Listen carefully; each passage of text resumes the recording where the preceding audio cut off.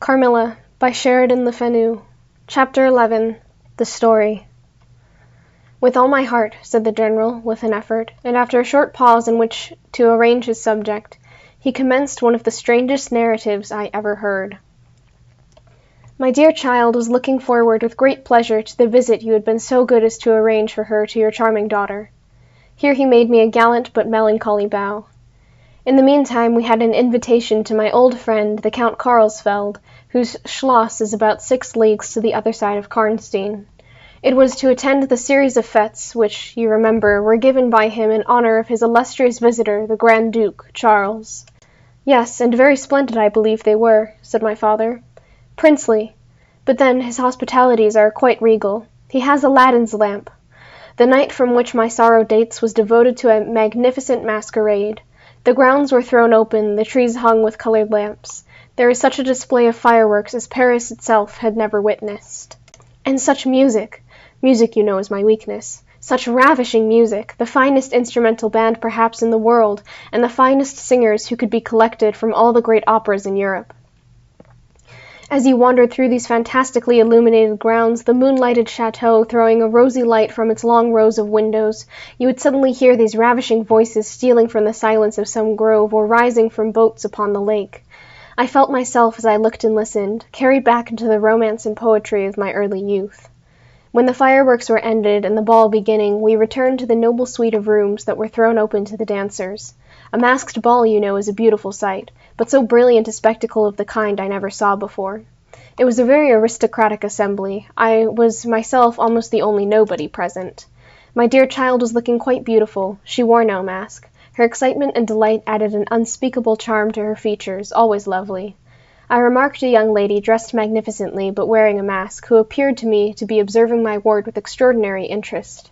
I had seen her, earlier in the evening, in the great hall, and again, for a few minutes, walking near us on the terrace under the castle windows, similarly employed.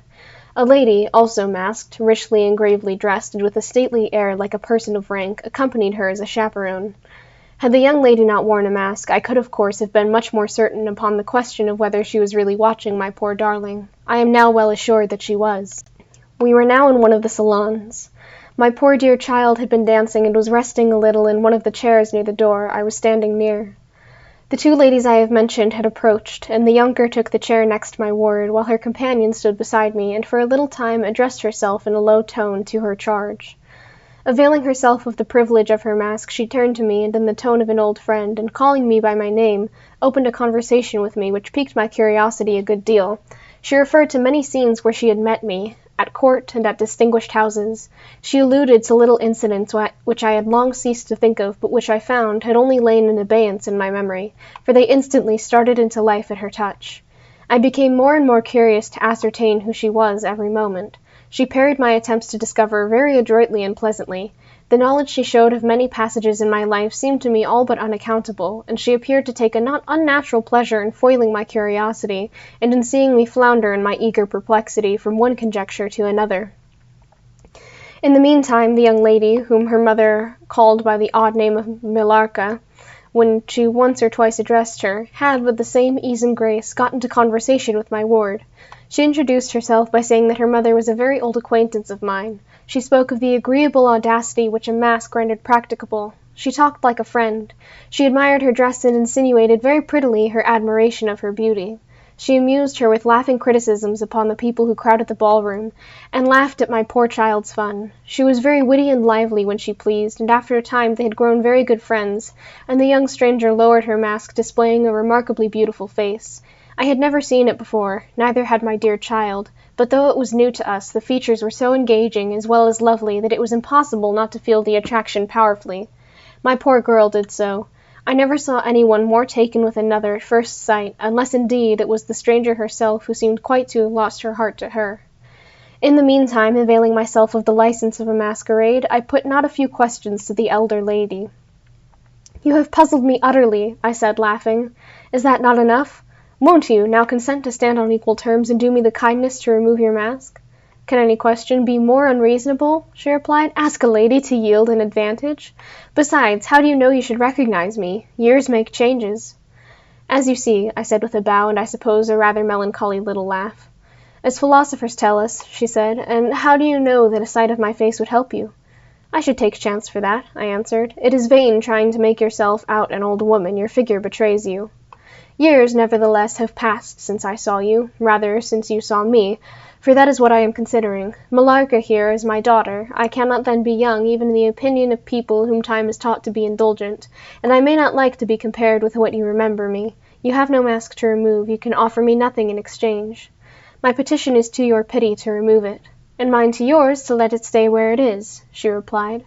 "Well then, at least you will tell me whether you are French or German, you speak both languages so perfectly."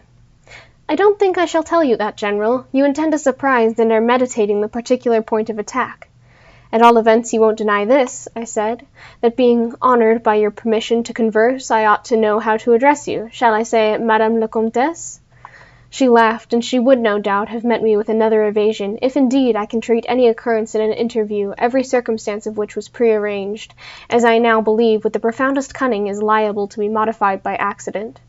"As to that," she began, but she was interrupted almost as she opened her lips by a gentle man, dressed in black, who looked particularly elegant and distinguished, with this drawback that his face was the most deadly pale I ever saw, except in death. He was in no masquerade, in the plain evening dress of a gentleman, and he said without a smile, but with a courtly and unusually low bow, "Will Madame la Comtesse permit me to say a very few words which may interest her?" The lady turned quickly to him and touched her lip in token of silence. She then said to me, "Keep my place for me, General. I shall return when I have said a few words." And with this injunction playfully given, she walked a little aside with the gentleman in black, and talked for some minutes, apparently very earnestly. They then walked away slowly together in the crowd, and I lost them for some minutes. I spent the interval in cudgelling my brains with a conjecture as to the identity of the lady who seemed to remember me so kindly, and I was thinking of turning about and joining in the conversation between my pretty ward and the Countess's daughter, and trying whether, by the time she returned, I might not have a surprise in store for her by having her name, title, chateau, and estates at my fingers' ends. But at this moment she returned, accompanied by the pale man in black, who said, "I shall return and inform Madame la Comtesse when her carriage is at the door." He withdrew with a bow. Chapter 12. A Petition. "Then we are to lose Madame la Comtesse, but I hope only for a few hours," I said, with a low bow. "It may be that only, or it may be a few weeks. It was very unlucky his speaking to me just now as he did. Do you now know me?" I assured her I did not. "You shall know me," she said, "but not at present. We are older and better friends than perhaps you suspect. I cannot yet declare myself. I shall in 3 weeks pass your beautiful schloss, about which I have been making inquiries. I shall then look in upon you for an hour or two, and renew a friendship which I never think of without 1,000 pleasant recollections. This moment a piece of news has reached me like a thunderbolt. I must set out now, and travel by a devious route nearly 100 miles with all the dispatch I can possibly make. My perplexities multiply. I am only deterred by the compulsory reserve I practise as to my name from making a very singular request of you.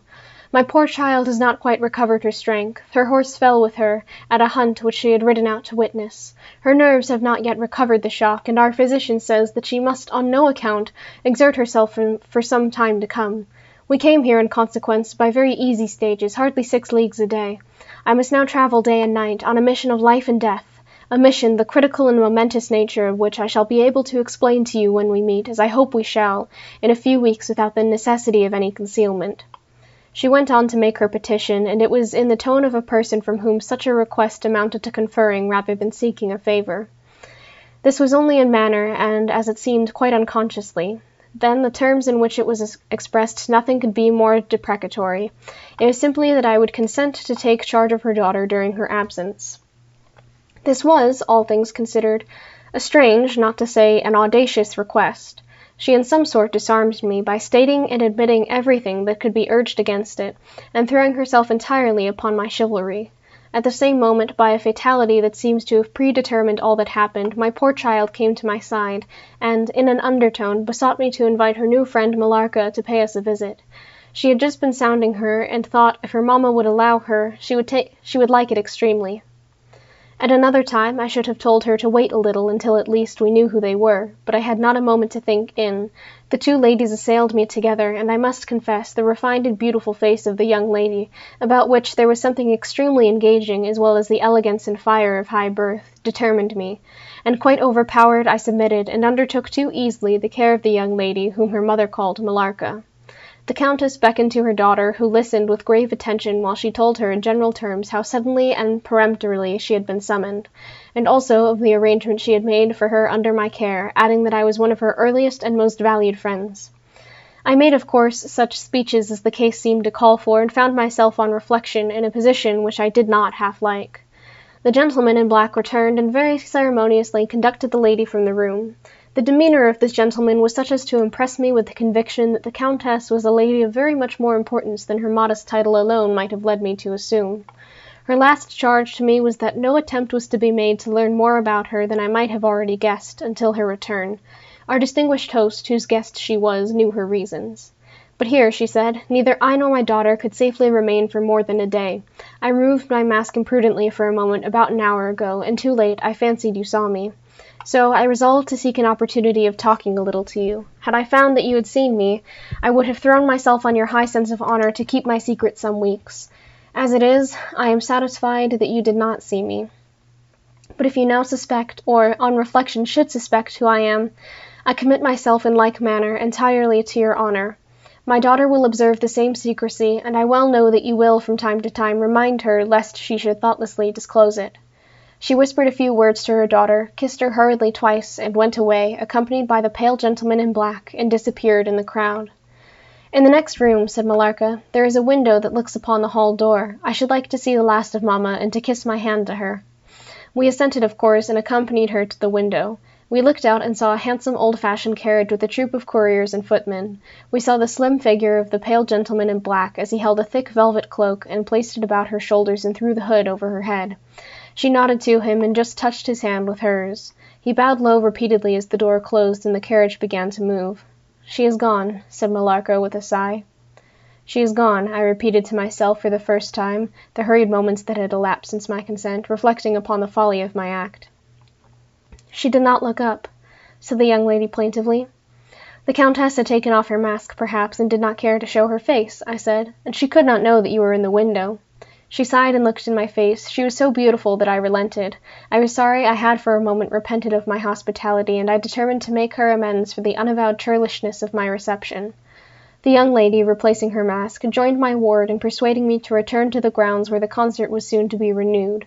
We did so, and walked up and down the terrace that lies under the castle windows. Millarca became very intimate with us, and amused us with lively descriptions and stories of most of the great people whom we saw upon the terrace. I liked her more and more every minute. Her gossip, without being ill-natured, was extremely diverting to me, who had been so long out of the great world. I thought what life she would give to our sometimes lonely evenings at home. This ball was not over until the morning sun had almost reached the horizon. It pleased the Grand Duke to dance till then, so loyal people could not go away or think of bed. We had just got through a crowded saloon when my ward asked me what had become of Millarca. I thought she had been by her side, and she fancied she was by mine. The fact was, we had lost her. All my efforts to find her were vain. I feared that she had mistaken, in the confusion of a momentary separation from us, other people for her new friends, and had, possibly, pursued and lost them in the extensive grounds which were thrown open to us. Now, in its full force, I recognized a new folly in my having undertaken the charge of a young lady without so much as knowing her name, and fettered as I was by promises, of the reasons for imposing which I knew nothing. I could not even point my inquiries by saying that the missing young lady was the daughter of the Countess who had taken her departure a few hours before. Morning broke. It was clear daylight before I gave up my search. It was not till near 2 o'clock next day that we heard anything of my missing charge. At about that time a servant knocked at my niece's door to say that he had been earnestly requested by a young lady, who appeared to be in great distress, to make out where she could find the General Baron Spielsdorf and the young lady his daughter, in whose charge she had been left by her mother. There could be no doubt, notwithstanding the slight inaccuracy, that our young friend had turned up, and so she had. Would to heaven we had lost her! She told my poor child a story to account for her having failed to recover us for so long. Very late, she said, she had got to the housekeeper's bedroom in despair of finding us, and had then fallen into a deep sleep which, long as it was, had hardly sufficed to recruit her strength after the fatigues of the ball. That day Millarca came home with us. I was only too happy, after all, to have secured so charming a companion for my dear girl.